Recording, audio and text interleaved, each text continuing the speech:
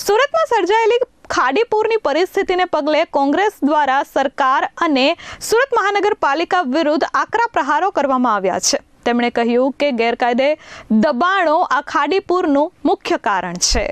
સુરત શહેરમાં ખાડીપુરની પરિસ્થિતિને લઈને ગુજરાત પ્રદેશ કોંગ્રેસ સમિતિ દ્વારા ખૂબ મોટા આરોપો લગાવવામાં આવ્યા છે। શહેર અને જિલ્લામાં સર્જાયેલા વરસાદી પાણીના ભરાવાને લઈને જનજીવન ઠપ થઈ ગયું છે, ત્યારે કોંગ્રેસે કહ્યું છે કે આ ફક્ત બેદરકારીનું જ કામ છે।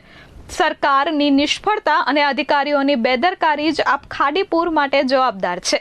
3 વર્ષથી ચેતવણી આપવા છતાં સુરત મહાનગરપાલિકાનું તંત્ર ઊંઘતું રહ્યું છે। લાખો નાગરિકો, વેપારીઓ અને ખેડૂતો આ ખાડીપુરના ભોગ બન્યા છે।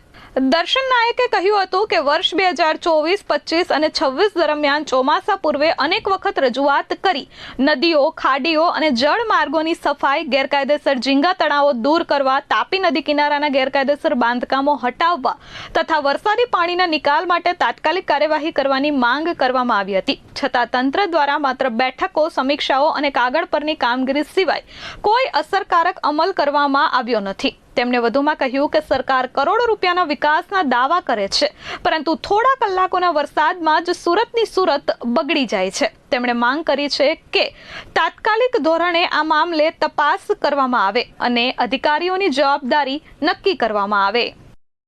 સુરત શહેર અને સુરત જિલ્લામાં છેલ્લા 2 દિવસ દરમિયાન મોટા પ્રમાણમાં વરસાદ પડવાના કારણે દરેક જગ્યાએ પાણી ભરાવાના પ્રશ્નો બન્યા હતા। આના કારણે સામાન્ય માણસ, મધ્ય વર્ગનો માણસ અને વેપારી માણસને મોટા પ્રમાણમાં નુકસાન ભોગવવાનો વારો આવ્યો છે।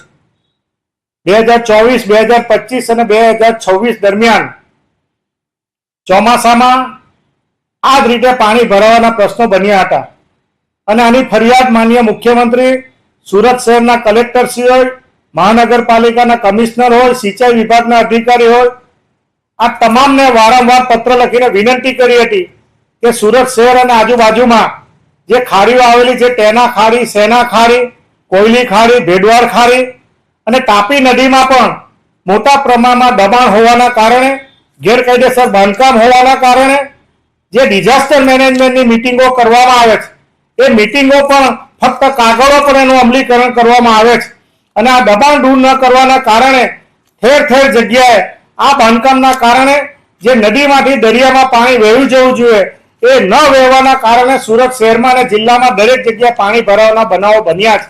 એટલે મહાનગરપાલિકાના કલેક્ટરશ્રીને અને સિંચાઈ વિભાગના અધિકારીને વારંવાર રજૂઆત કરી છે કે તમે ફક્ત અને ફક્ત ડિઝાસ્ટર મેનેજમેન્ટની મિટિંગો કરો છો, પરંતુ જે અમલીકરણ કરવું જોઈએ અને રાજકીય રીતે જે ભારતીય જનતા પાર્ટી મહાનગરપાલિકામાં વહીવટ કરે છે એનું પણ આ દબાણના કારણે જે કામગીરી થવી જોઈએ એ કામગીરી ન થવાના કારણે સુરત શહેરના લોકો છેલ્લા 2 દિવસથી અને જિલ્લાના લોકો પણ 2 દિવસથી આ પાણી ભરાવાના કારણે ભોગ બન્યા છે।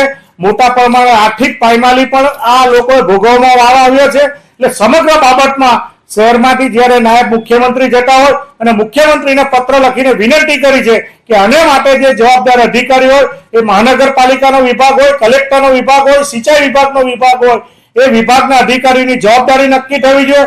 જે કોઈ દબાણો ખાડી પર કરવામાં આવ્યા છે અને જે ગેરકાયદેસર રીતે સરકારી જમીનો ઉપર ઝીંગાના તળાવો બનાવી દેવામાં આવ્યા છે એ પણ દૂર થવા જોઈએ અને જે લોકોને નુકસાન થયું છે, જેની પાયમાલી થઈ છે અને આ પાણીના ભરાવાના કારણે જે લોકો મૃત્યુ પામ્યા છે એને તાત્કાલિક અસરથી સહાય મળે એ પ્રકારની માંગણી કરતો મેં પત્ર લખ્યો છે। Bureau report S24 news, Surat.